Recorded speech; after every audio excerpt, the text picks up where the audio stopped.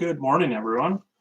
Can't hear or you can't see anything, if it's all blurry, just let me know. I will do some adjusting here, just getting everything loaded up. Going to be talking NFL, MLB, NASCAR. Gone a little crazy, hyped up on caffeine this morning. NASCAR qualifying's on right now. We have got 20 cars that have gone through qualifying so far. They're kind of running two out there at the same time.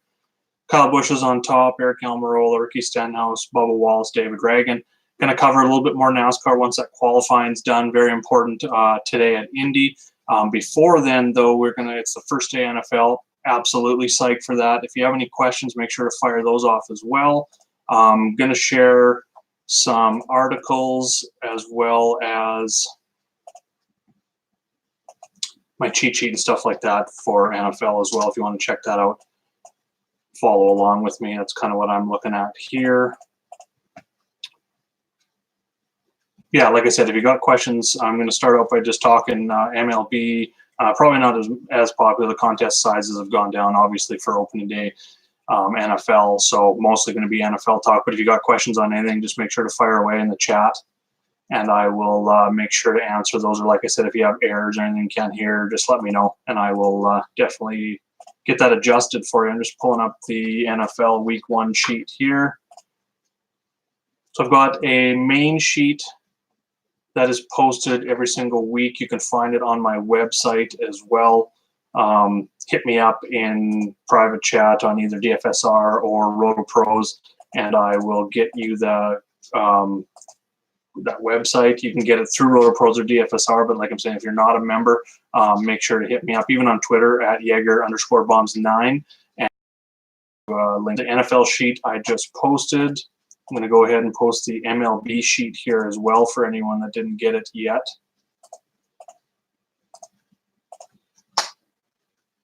And like I said, once this qualifying's over, I'm going to talk a little bit more NASCAR, but to start, I'm going to talk NFL.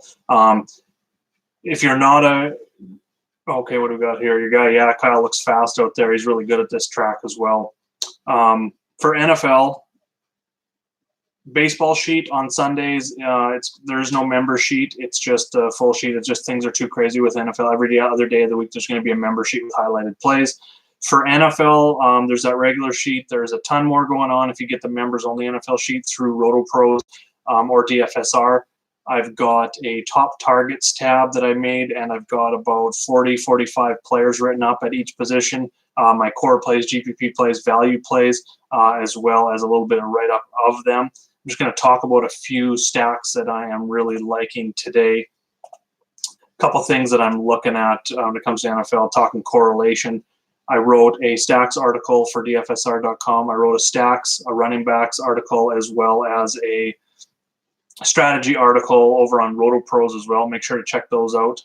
But for the most part right now, I've got a lot of exposure to Carson Wentz and Zach Ertz. I think Philly rolls over Washington today, so I want a piece of that. I think they're going to run probably all three, maybe even four running backs today, so I don't see any of them getting more than 20-plus touches. So I'm not really interested in the backfield.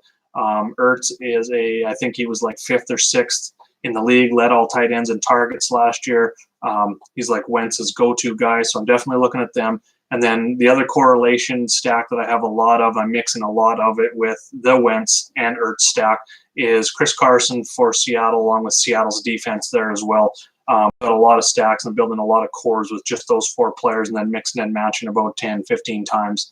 Not sure how many more I'm going to be able to do with this qualifying on NASCAR today being right now. And then we only got, once NFL locks, we've got about an hour to build NASCAR lineups. So a lot going on this morning. Absolutely crazy Sunday. And to think that in 2-3 weeks, we've got NHL firing up as well. So it's the busiest time of the year. Absolutely exciting. So let's talk a little bit more. A couple players I'm looking at. When it comes to cash games, I think this week for NFL DFS, what I like is we can go a little bit more balanced. I don't feel like we need to absolutely, like I talk in my strategy article, running back position, the variance with the running back position, knowing how many touches, a lot of these running backs in these situations are going to get. You want to pay up for running back on any given week, generally when it comes to cash games. But for today, week one with pricing coming out so early, they missing a lot of news, a lot of opportunities that come for some players who obviously are going to be underpriced. And there's a lot that stick out this week that are, I think, due for that 18 to 25 touches overall in a good situation as a favorite, and just underpriced being that it's week one. So I really like a balanced attack this week, and a couple running backs that really stand out to me in that regard. Chris Carson, like I talked about already. Just going to jump over to the running back tab here. Nick Chubb going against Tennessee. It's a tough matchup. Tennessee was third in points allowed, or third best when it comes to fantasy points allowed to the running back position last year. They were the one thing they did allow some yards, so they were 18th in yards allowed. But I like the game flow, and Cleveland is a 5.5 favorite. It's only 45.5 total. That seems to be all right. Cleveland should roll in this game. I think they're going to get the lead early. So I'm definitely excited about Chubb. I think he's going to take on, like I said, that upside of 25 to 30 touches. But I think his floor is really high, especially from a points per dollar perspective at just 6,400 on DK, 7,400 on FanDuel. Next up, Dalvin Cook with Minnesota, 6,000 on DK, 7,400 on FanDuel. Definitely like that price, $400 cheaper than Chubb over there on DraftKings. And what I like more about him is that he receives the ball really well. So I think he's probably going to get 5-6 targets possibly in this high-scoring game, projected high-scoring game. Got a total of 47. Minnesota's a -4 home favorite currently. Last year, Atlanta allowed the most receiving yards to running backs, as well as the third most fantasy points overall to the position. So I really like Cook in week one. I think he could have a big week. Also gives us a high floor, and I think that both of those running backs that I just talked about, Chubb and Cook, are going to see a big price increase going into week two, regardless of how they play. I haven't really looked ahead at the matchups completely yet. I don't think Chubb is on the main slate. Or no, sorry, Carson is not on the main slate next week. So that kind of takes that out there a little bit. But I think they're going to get price increases for sure. And that's really the reason why I'm looking at these guys in week one and going a little bit more balanced, because I think in cash, Chubb, Cook, and Carson are all cash viable. You fit them together, you're saving some salary. You can either pay up at your quarterback position, or what I like doing, like I talked about Ertz, I'm going to have a lot of exposure to him. You can get exposure to the Wentz and Ertz stack in cash, playing those three running backs, because there is other values out there, especially at the wide receiver position that we'll get into here in a second. So before I go any further, I just have to share this.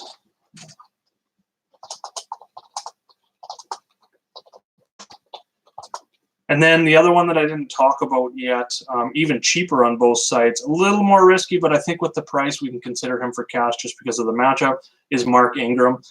He's the top guy in Baltimore, came there in the offseason. Him and Baltimore defense makes a lot of sense.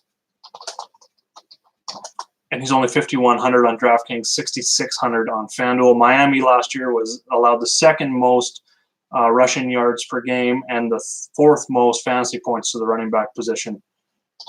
And then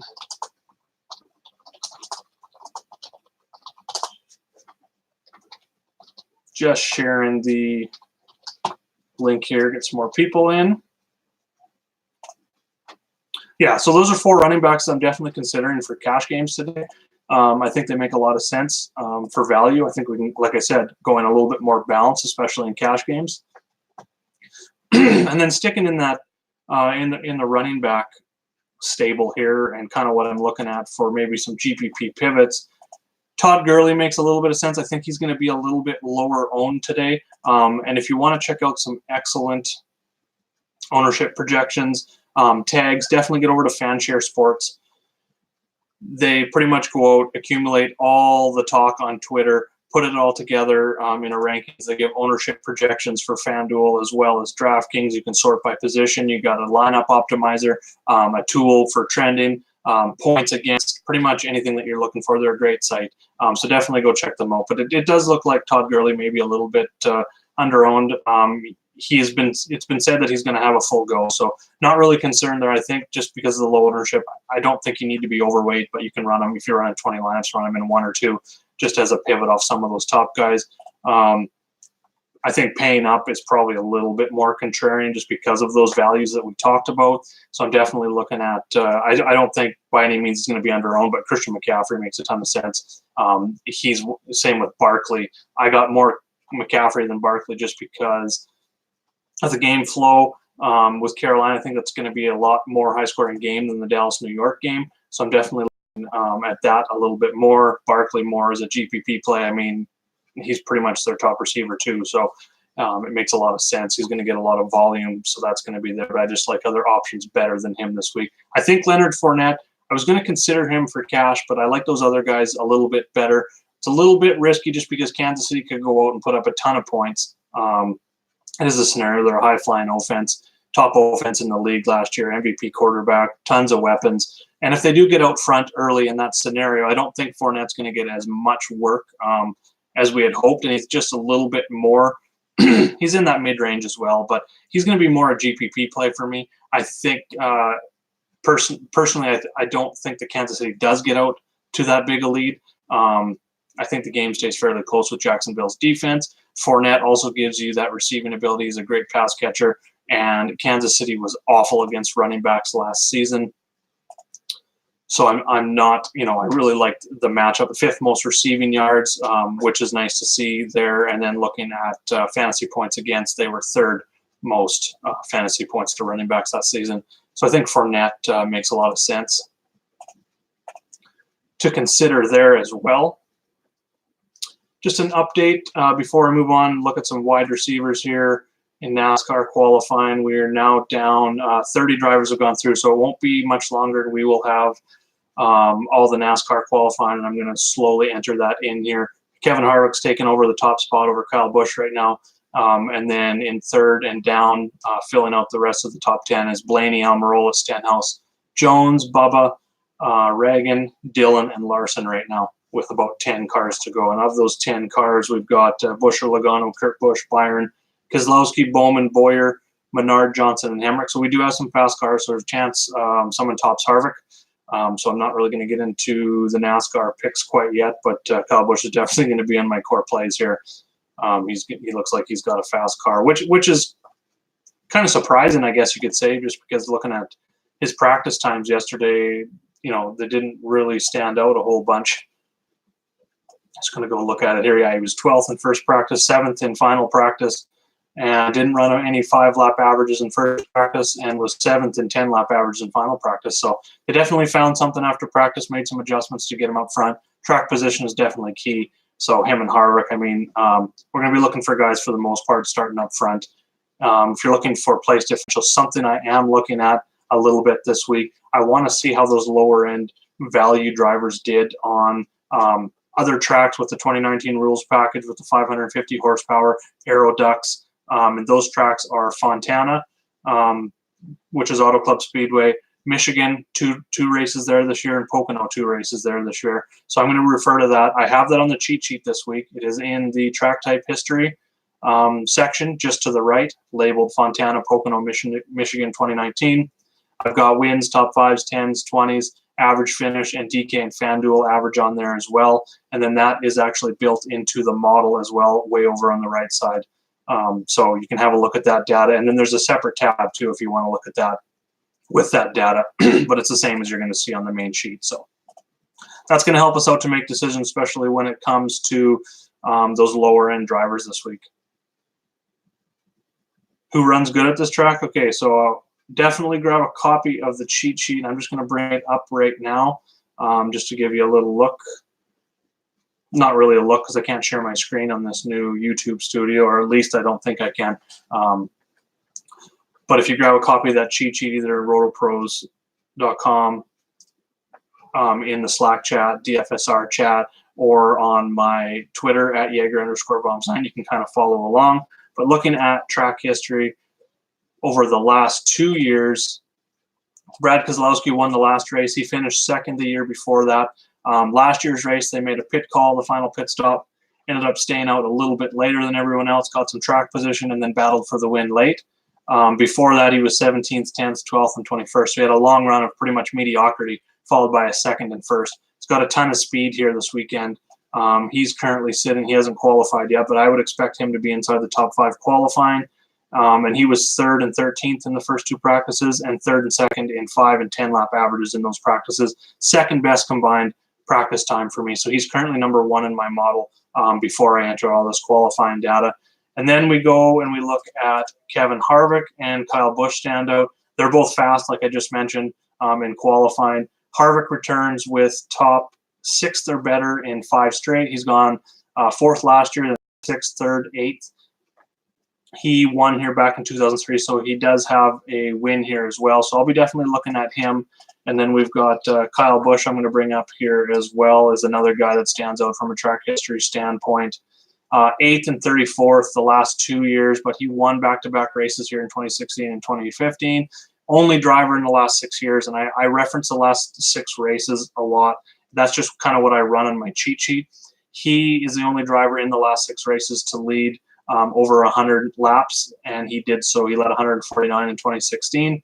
So he started from the pole in that race as well. He's actually started from the pole in each of the last 3 Indy races. He won't do that today, obviously, because Harvick's just ahead of him, but he will be in the top. So he will be up there as a dominator for me, even though we don't really look at a bunch of dominators with 160 laps with this race. So those are a few guys. Ryan Newman stands out here as well. Wrote him up in my article. He's got back-to-back top 10s. 10th last year, 3rd the year before. Got caught up in an accident in 2016. And then before that, he was 11th, 1st, 7th, 12th, 17th, 14th, 13th. Very, very consistent here for Newman. Also a big week for him because him and Daniel Suarez are sitting on the bubble. So right now, Newman is sitting 16th in qualifying. So he's definitely going to be a core value play for me. Looking at Suarez, he's starting 14th. So it's a little bit more forward than I would have liked for Suarez. And I talked about this in chat yesterday just because he's finished 18th last year. He flashed some upside in his first year, 2017. 2017 was a wreck fest, so I'm not really putting a whole bunch of thought into how everyone finished in 2017. There was like 6 wrecks. Truex and Kyle were side-by-side late restart. They had been nice to each other pretty much through the whole race, and then they got into it and crashed, ended up changing the whole outcome of the race, and that was by far not the only wreck in that race, so it was a little bit of an outlier there. Kurt Busch, sleeper to win. Yeah, I don't mind that at all. Looking at career track history, he's only got one. Let's just bring it up here real quick, and I'm going to talk about his practice times as well. So first of all, yeah, he's been up and down. He's only got 2 top 10s in his last 8 races, only 3 top 10s in his last 14 races. So he's not safe by any means. I'm probably not going to use him for cash games. But like you said, sleeper. Definitely like him because I think there's going to be a lot of ownership on, say, Eric Jones, Brad Keselowski. Even below him, you've got Ryan Blaney, who looks to be fast and going to be starting up front. Kurt Busch is really fast in practice. He was 2nd in opening practice, 1st in 5 lap averages, 9th in final practice, 1st in 10 lap averages. So, yeah, he's got a ton of speed. Just going to see if he got out there to qualify yet. Yes, so he's qualifying 4th. So I don't think he's much of a sleeper anymore, starting that up front. Give me 2 seconds here just answering the question.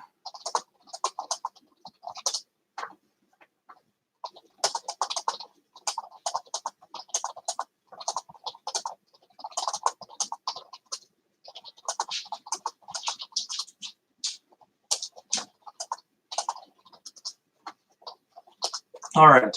So, yeah, him starting top 5 with that fast of a car, he's definitely on my radar. Probably going to end up being a core play if he stays inside the top 5. Yeah, so he's down in 5th now. It looks like Logano took over 2nd. So it's currently top 5. Harvick, Logano, Keselowski, Kyle Busch, Kurt Busch. So definitely all of those guys I like and will have them. Keselowski's starting 3rd right now. Yeah, Logano pushed him into 2nd. Penske always seems to do well here. I'll throw in Blaney. Regarding Blaney, I'm just going to bring up his. This has by far not been one of his best tracks. 11th, 23rd, 36th, and 12th. So he's never got a top 10 here. And I don't have like the last year's practice data. I got too much stuff open, but he was 8th in open in practice, 18th in practice 2, 14th in 10 lap averages. So it's a little bit risky. If he does end up starting, like he's currently 6th right now, I believe. Yeah, he's currently 6th. So he's going to be more of a GPP play for me, just because he hasn't really shown that speed in practice, nor has he ever had a top 10 here at this track. So starting top 10 makes him a little more risky. I'm probably going to have more exposure to him on Fando, where that place differential isn't as crucial. You know, if he was to go from, say, 6th to like 12th or 11th, it's not going to hurt you as much with Blaney there.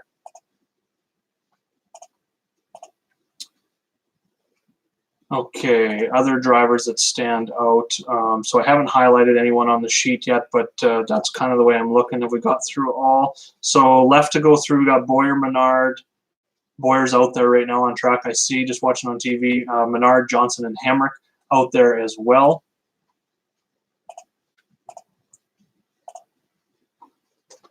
So keep that in mind. Back to NFL here real quick. I just had an offline question. Football, NASCAR. I guess I'm not getting off my couch today, only to get a beer. Yeah, yeah. Speaking of those Eagles, like I said, I'm all over the Ertz-Wentz combo today. A little bit lower. I really love the price on Sanders at 3,900 on DraftKings, but definitely staying away from that just because. I think we learned a lot with David Montgomery when it comes to rookie running backs week 1. Even though they're slated for big seasons, they were drafted high. They're going to be eased into their role. And, same could be said with the Patriots when they drafted Michelle last year. It took some time, but by the end of the season, he was just powering them. And he had a really good playoffs in there as well, and helped them lead them to the Super Bowl. So I'm a little more, bearish when it comes to the rookie running backs in week 1.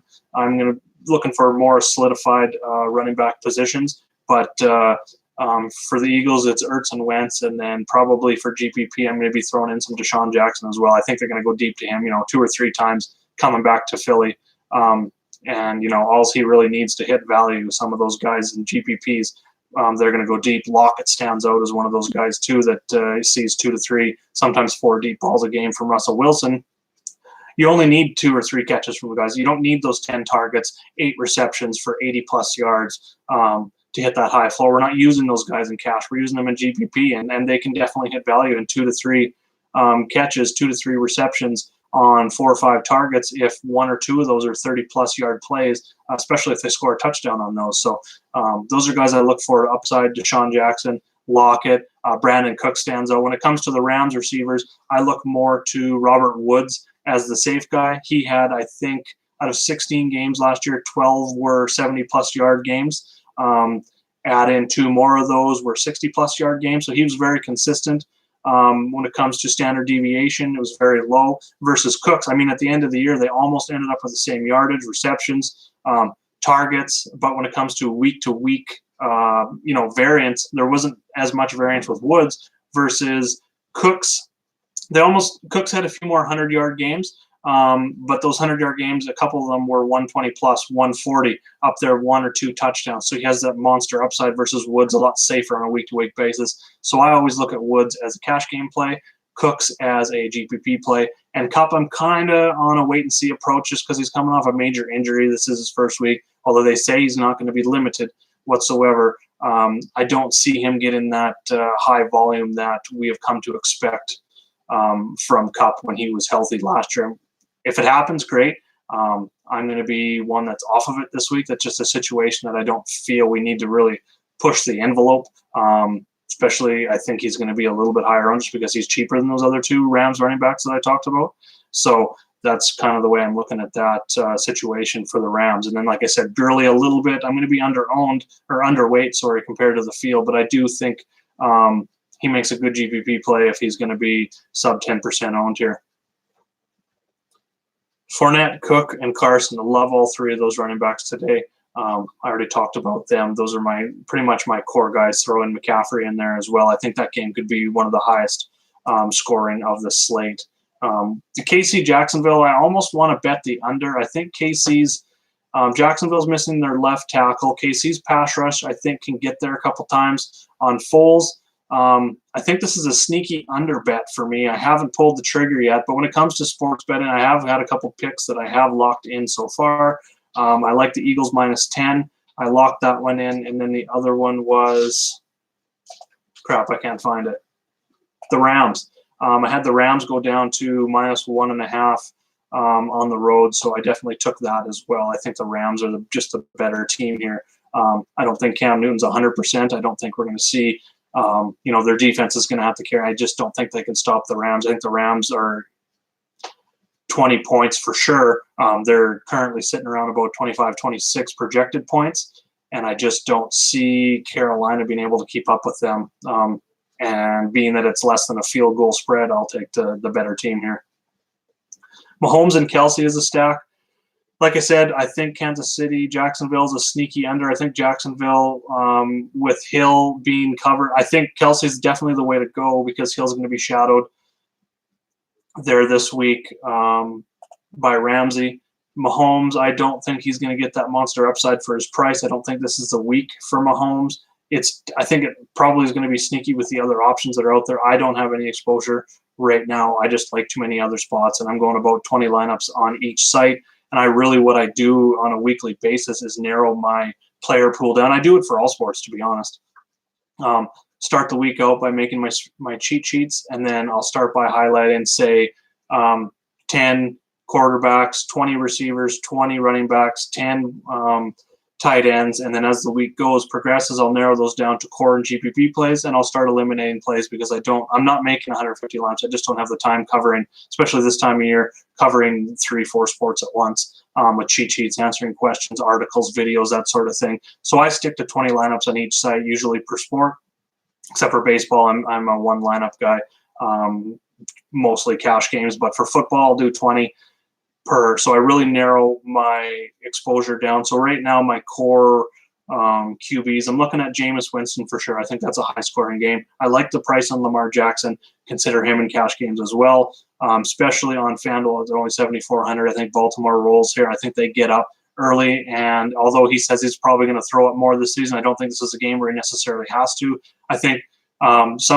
actually a GPP play I do like a lot, that could be a little bit different, is running Lamar Jackson, Mark Ingram, and the Baltimore defense all in one lineup. I think you give yourself a pretty high floor there. I think the defense can score 10 plus, and I think the combination of Lamar and Ingram are going to get about 30 rushing attempts combined or so, something like that. So I do like that correlation. Carson Wentz, I talked about, he's my favorite quarterback today. He's cheaper than both of those guys on DraftKings. And I think you can even make the case, I was almost going to run Jacoby Brissett just for his price because the prices were out before, obviously, Luck retired. So Jacoby Brissett makes sense if you want to load up at running back, 3 high-end running backs or high-end wide receivers, tight ends, that sort of thing. I think you can go that route, but I found there's enough value at running back and wide receiver. You can go a more balanced route this week without having to take that risk against a little bit tougher of a Chargers defense, because Brissett could definitely blow up in your face, but he doesn't really need a lot. You're only looking for about 8 to 12 points on DraftKings. FanDuel, you're looking at about 12 to 14, right about the same. So I think he can definitely get that. So if you want to use him in cash, I think he's going to be a popular cash option. Menard, okay. Yeah, everyone's in now, so I'm going to start looking at the NASCAR. Yeah, he just overqualified in second, so I'm pretty much off Menard. I don't think he's got a car that's going to be able to to stick up front. I know I'm all over the place. I'm going to try and answer every single question here, no matter what sport. I'm going to be a little bit more NASCAR focused now near the end of the show, and I'm going to go for about another 25, 30 minutes here as long as the questions keep coming in, because there is a lot going on, because I do have to update this NASCAR sheet. And I do have a lot of stuff going on. I'm not going to be able to update it while I'm answering questions. So just fire away. I'm going to answer as many as I can. Then make sure to jump in the DFSR or RotoPros chat, or hit me up on Twitter at Jaeger_Bombs9 if you got more questions, or if I somehow overlook your question, or leave your comment in the video below. I'll definitely get back to all your questions. Is it okay to go with Cook and Thielen in my main? Philly Joe, I'm just curious, are you using that are you talking cash games, GPPs? I think Philly could, Philly. I think Minnesota and Atlanta game could definitely be, one that could be, a little bit shootout, a little bit, could be over the total. I could see could also see it being a defensive game. Atlanta's defense isn't going to be as bad as the numbers showed last season. They get Keanu Neal. his name is slipping my mind, but the other safety is back here this year as well, and that's a huge upgrade for them. So I don't. Louis just asked about a Vic stack. I'm not sure. You talking like Lamar Jackson? Which Vic are you talking here?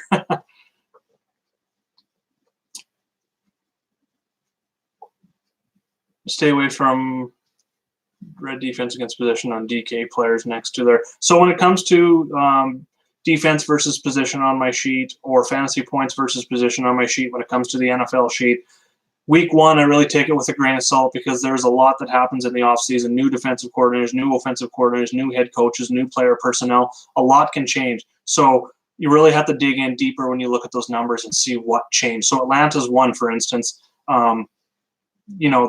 Where are we here? I'm just going to jump over to that sheet. I'm going to look at the matchups, and I'm going to go Minnesota against Atlanta. So points per game, Atlanta was 25th in points per game, 27th in passing yards allowed, 25th in rushing yards allowed. I think all of those numbers get an upgrade this season just because of the two guys I talked about coming back from injuries. They're going to be a little bit better this season. Vikings, yeah. I was wondering if you were stacking Michael Vick or not, but a Viking stack, running it back with Julio. The way I see that in a Viking stack is, if you're running it back with Julio, is mostly I like Cook in that sense. Maybe even some Rudolph because he's cheap at tight end, saying that the Vikings are going to be leading the game. Cook's going to get a lot of work, and then running it back with Julio, maybe even Julio and Ryan together, because maybe Atlanta's coming from behind in that game script scenario, and they're going to have to pass a lot. So I definitely like running like Julio, Matt Ryan, Cook, and then even throwing in some Rudolph because he's got some touchdown upside there as well. The one big trend this week a lot of people were talking about, I think it was Matthew Berry that brought it up earlier in the week, is when Stephon Diggs is on the injury report during the week, he averages less than 10 fantasy points per game. When he is not on the injury report and plays, and this, even when he's on the injury report and plays, this still counts. When he's not on the injury report and he plays, he's averaging over 15 fantasy points per game. So the splits are pretty huge, whether you look into that or not. But I think that gives some extra. I don't think he's going to see that 10-plus target. So I'm kind of a fade of Diggs today. Thielen, I'm looking at a little bit more. But like I said, Rudolph, I think, gets enough to hit value. He's very cheap. I think he's my top value tight end today, him and Mark Andrews for Baltimore, guys that I'm looking at. So looking at this qualifying here for NASCAR, back to NASCAR for a second, guys that I'm looking at as core plays, Kevin Harvick for sure, Joey Logano, Brad Keselowski, Kyle Busch, Kurt Busch. Those are the drivers that are starting inside the top 10 that I'm going to be focusing on the most. I'm probably going to end up fading Menard just because I don't think he's got a car. Just going to bring up his practice times here real quick. Sorry, got some hiccups. I'm going to try and get rid of those. He did show fast car in final practice. He was first. Now, that could have been from, I didn't get to see practice. I was busy yesterday. That could have been a mock qualifying run that they ran, and I would almost assume that because he was 23rd in first practice. So he didn't run a 10-lap average or in second practice or a 5-lap average in first practice. So I didn't see any long run stuff from him. So I'm pretty much going to stay away from that. Who do you think wins today? Okay, so for win, I'm kind of looking at Kyle Busch starting up there. Also, like I said, Kurt Busch, he's got a very fast car starting up front, and then Brad Keselowski. Those are kind of my three that I think have the best shot to win the race. Anything can happen, obviously. Harvick dominates. No, I don't think Harvick dominates. He was 13th in 5-lap averages in opening practice, 4th in 10-lap averages in second practice. Even though he is starting up front, I don't think he's going to lead enough laps. There's only 160 laps in this race anyway. Like I said, only once in the last 6 races has the driver led 100-plus. And then going a little bit further, and this is on the last 6 races at Indy tab on my cheat sheet. A lot of data at the bottom. I've got start, finish, place differential, that sort of thing, average running position over the last 6 races, DraftKings, FanDuel scoring. If you scroll to the bottom, there's a bunch of information there as well. Correlation start to finish is very high, so that's why I'm looking at guys starting top 10, mainly for my core if we're spending up. But looking at dominators, only one driver in the last 2 races has led 50-plus laps. None have led 100-plus. In the last 3 races, we have another, going back to 2016, one driver led 50 plus. 2015, only one driver led 50 plus. No more than one driver has led 50 plus. And then when it comes to 20 plus, we're probably the zone that we're looking at when it comes to dominators this week. The last 6 races have gone, and this is how many drivers have led 20 plus laps. We've got 4, 3, 1, 3, 2, 2. So I'm thinking like 2 to 3 drivers are going to lead 20 plus. Maybe one leads 50 plus, and those same drivers are the ones that I think it's going to be, whether it be Harvick, Kyle Busch, Brad Keselowski, or Kurt Busch. Those are kind of my 4 picks for those dominators this week, but I don't think that's going to be the biggest thing that we're going to be concentrating on. Okay, next on the questions. A Harvick fan, so his pit crew will do something funny to screw it up. That's happened too many times, and I laugh, but it happens too many times for Harvick this year. He should have a lot more wins than he does. Just switching over, I see that qualifying is over on my TV. It is time to put on some NFL countdown. And yeah, I haven't really answered any MLB questions or talked about MLB. I'm very low exposure to MLB today. I'm a little behind on entering lines just because of this show and getting NASCAR and stuff out there. So if anyone does have MLB questions, just make sure to hit me up or check out my cheat sheet. I posted all that at the top of this chat, so make sure to check that out. Members only sheets. MLB, there is no members only sheet today, but the members only NFL sheet can be found in dfsr.com or rotopros.com. Okay. And then I've also got, if you're new to DFS NFL, you're just jumping in, or, not so much new, but, looking for a refresher. I did do a strategy article I just posted.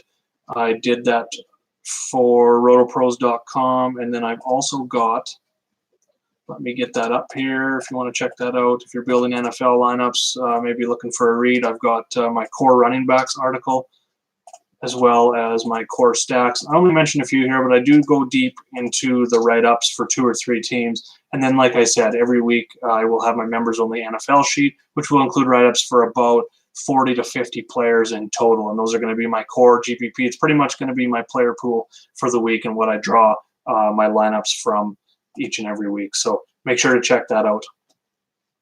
If you're not a member, definitely get over and sign up to one of the 2 sites. There's free trials for both sites as well. Thanks, Miami Dolphin 79. I appreciate you guys joining me. Absolutely crazy week. Absolutely stoked to get going. Got a lot of lineups to build, so it's been a bit crazy for me. Wake up a little earlier than usual. Is up about 6:30 a.m. this morning, just to pump as much coffee in the system as possible. As you can see, I'm a Vikings fan, so I'm really just kind of crossing my fingers for the kicker today. I do think we have a shot to go 1-0 here, but it's going to be a tough game. Like I said, I think Atlanta's an improved team. A lot of people are maybe sleeping on Atlanta outside of Atlanta fans, just because of that defense was so bad last year. But like I said, they were missing all-pro in Keanu O'Neal there. So I think they're going to be definitely improved this year. So keep an eye out for that. I would almost say I'm almost leaning if it stays at 4 points, -4, and I'm just going to bring up I use Bet365 as my site of choice here. I'm just going to check on today's odds because the odds on the MLB sheet are a little behind. Yeah, it's fallen to 3.5, but I'm still leaning Atlanta plus 3.5 here, just being the field goal. I think Minnesota wins by a field goal or Atlanta comes out and destroys them. I think that's kind of your 2 scenarios here: is a big letdown by Minnesota or a very close defensive game with Atlanta, a close defensive game with Minnesota winning by a field goal or Atlanta winning by a field goal. So I'll take the points there with Atlanta. So maybe some value, back to NASCAR here for a second, maybe some value drivers that stand out to me. First of all, Jimmy Johnson starting 5th, was fast in practice as well. Definitely looking at him as a GPP play. He pretty much needs a win. They're going to pretty much exhaust all strategies today to try and get him a win and into the playoffs. He was 9th and 17th in practice, 6th and 10 lap averages in final practice. Starting pretty close up front. But like I said, I will take a risk in GPP, but GPP only with him today. And then just scrolling down, looking at some more guys that stand out maybe. Maybe from a place differential standpoint, I'm going to go from the bottom up here. Denny Hamlin started in 33rd. That's his official starting position for DFS. He's actually starting from the rear because he had to go to a backup car. He hit the wall, started on fire yesterday. I will be taking a shot with him with that place differential upside, even though he's starting, if he's starting 40th, that is only 7 spots. I think he's definitely got a top 10 car. Even top 15, he's going to hit value. I made this mistake with Kyle Busch fading him last week. At Darlington, he made it up front and almost won the race. So definitely be looking at Hamlin as a core play here. Ryan Newman starting 22nd. I'll be looking at Chase Elliott's back there as well. Matt DiBenedetto starting 26th. I'll be looking at Martin Truex Jr. You just asked about that, Jason. Definitely looking at Truex as well. Toyotas have been hot. Looking at my form ranks, which is the last 6 races average finish, it goes Joe Gibbs Racing, Joe Gibbs Racing, Joe Gibbs Racing. So you got all 4 of them. I will definitely be looking at all 4 of them. As for Truex's practice times, 20th and 24th, so not surprising that he qualified back in the pack. But again, they're a top team. I think they make the right adjustments here. I think they're at least a top 15 car floor, top 10, I think even top 5 upside as well. So I'll definitely be looking at him. And then looking at his races here this year, he doesn't have a win at any of those 5 tracks or any of those 5 races, Fontana, Michigan ×2, Pocono ×2, but he's got 3 top 5s.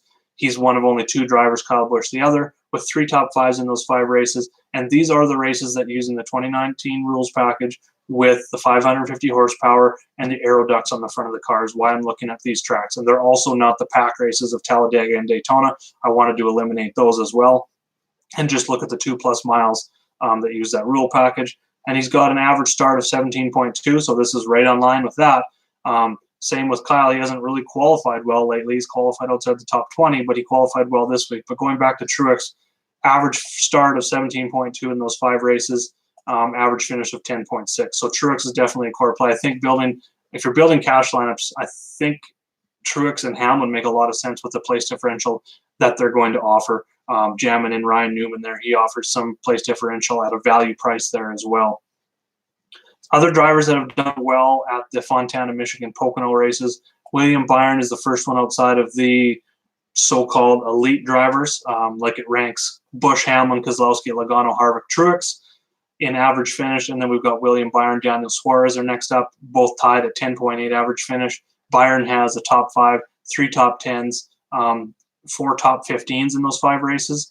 Suarez has got 2 top 5s, 3 top 10s as well, and 4 top 15s as well.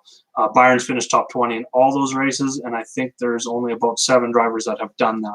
Looking at Byron's qualifying, what's going on here? Okay, so he's starting 29, so he's another value guy I'd definitely be looking at. He's done good on these 2+ mile tracks. He gives us place differential. He is cheap on both sites.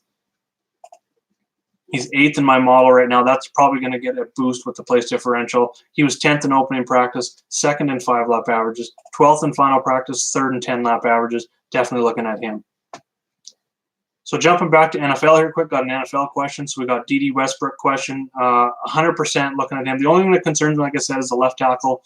The pass blocker in Jacksonville is out, so could see some extra pressure added to Foles. But Foles got a big arm, likes to throw it deep. Westbrook's their top wide receiver. I think their offense is going to change a little bit this year, especially going up against Kansas City, who allows a lot of passing yards. Their defense is definitely in the bottom half of the league, close to the worst last year when it comes to allowing passing yards. So D.D. Westbrook, I've actually got him highlighted as a core play. Just at his price, $4,800 on DraftKings is steal. I'll consider him in cash games as well. He's one of those value wide receivers that I will consider in all formats. Only $5,900 on FanDuel as well. The game's got a 50.5 total. Like I said, it's a sneaky under for me. But even at 45 points, if it is an under, it's the under. Even 48 points is an under if you're sports betting. So keep that in mind, the difference between the two. That's still a lot of points for a game. I think Jacksonville can still put up 14 to 20 points. They're projected for 23.5, but even at 3 touchdowns, I think D.D. Westbrook and Fournette are the 2 guys that you're looking at with the most touchdown upside in that lineup. I think he's definitely going to emerge as a top wide receiver. May even sneak in, in season long and stuff like that, may even sneak into the WR2 conversation. So I'm definitely on board with D. Westbrook with that question. So NASCAR, I talked about those guys. I was talking about guys that have done well in the Fontana, Michigan, Pocono races out of those 5 races. Maybe some value guys. Kyle Larson falls behind Byron and Suarez. He's got 2 top 5s, but only 2 top 10s in there. So him, and then Ryan Blaney, Kurt Busch, Ryan Newman, Eric Jones. Going even a little bit cheaper. Matt DiBenedetto has an 18.6 average finish at those tracks. He's starting 26, so that definitely makes sense for me, using him, all things tied together. His practice times, I'm just going to go back and look at that real quick. He was 19th in opening practice, but then found a lot more speed in final practice. He was 5th. So I think he's definitely got enough speed to have a top 20 upside of a top 15 car again this week. So 7,300 on DK, 6,800 on FanDuel makes a lot of sense for him. The other driver I mentioned here that has done, that stands out on this list a little bit, it's going to be Chris Buescher, 15.2 average finish. He's only got 2 top 15s in those 5 races. He started 16th, so it's going to be GPP only. He's been very consistent this year, but starting 16th, a little more forward than I'd like to see. Same with Bubba Wallace, 15th. It's going to be tough this week, so I'm looking at a lot more Newman than those guys. Even David Reagan starting 17th is a little bit risky, but he's very cheap. I will consider that. Looking at how Reagan has done at those tracks I talked about, he's only got an average start of 21.8, average finish of 28.2, so that kind of has only 1 top 20. So I'm kind of looking at, probably lowering my exposure to him when it comes to value plays. Look at the Dillon brothers. Austin's starting 18th. He's got an average finish of 21, average starting position of 18.8 on those 5 tracks. Looking at his, just jumping around quite a bit here, but Austin Dillon, yeah, 25th and 28th in practice, so not showing a bunch of upside, so probably staying away from that one. Other guys starting, maybe near the back that I will look at as a punt play.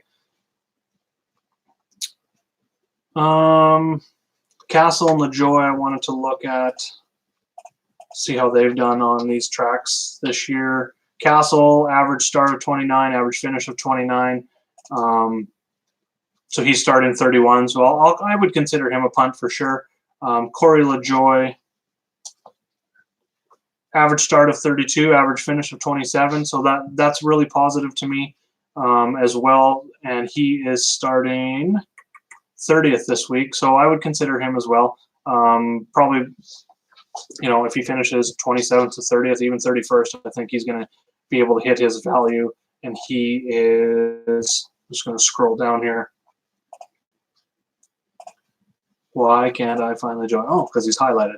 He was 30th, 31st in practice. So it's kind of on board there with what he's, where he's qualifying this week. Last 2 races here, average finish of 33.5 at this track, so hasn't had a ton of success. It's definitely a punt play, probably for GPP only. I'm probably going to end up going a little bit more balanced. But you are going to be looking, like I said, if you're doing cash, Truex and Hamlin, it's going to be expensive. Truex is a little bit cheaper on FanDuel at $12,500 versus $14,000 for Hamlin, but definitely makes a lot of sense there. So I kind of went over a couple guys that stand out in qualifying. I'm going to wrap things up here. I'm going to go update the NASCAR cheat sheet first, get that qualifying time, update the model, share that for everyone. I'm going to highlight my favorite plays for that as well on the members only sheet and post that in DFSR and the RotoPros chat. I'm going to build the rest of my NFL lineups. Like I said, I am around until lock and even after that. We got NFL lock at 1 p.m. Eastern. We got NASCAR lock at 2 p.m. Eastern. So we got you've got about an hour window if you want to leave, if you want to work on NFL first, if you're multitasking like me, if you want to work on NFL and MLB first, and then work on NASCAR after. Make sure best scenario here, and I talked about it in chat yesterday, is to reserve those lineups for NASCAR first, and then go ahead, build your NFL lineups, and then tweak those NASCAR lineups after lock, just to make sure you get in the contest you want. Single entry, 3 max, 20 max, whatever you're looking at. Appreciate you joining me. Let's go get some green screens in whatever sport you're playing today. I think I kind of covered everything I wanted for NASCAR drivers that I'm looking at. Any news that's out there, like I said, Denny Hamlin's in a backup car. All that other information is on the cheat sheet, and I will be sharing that here soon. Thanks for joining me. I'm going to be doing this again next week. I'll have the NASCAR show. I'm going to kind of do a multi-purpose show. I probably just do 2 separate shows. I might do the NFL show on Saturday night. Not 100% yet, but I'll know by like Wednesday, Thursday what's going to be going on for that, and I will have that posted on my Twitter account as well as on dfsr.com and rotopros.com as well in both chats.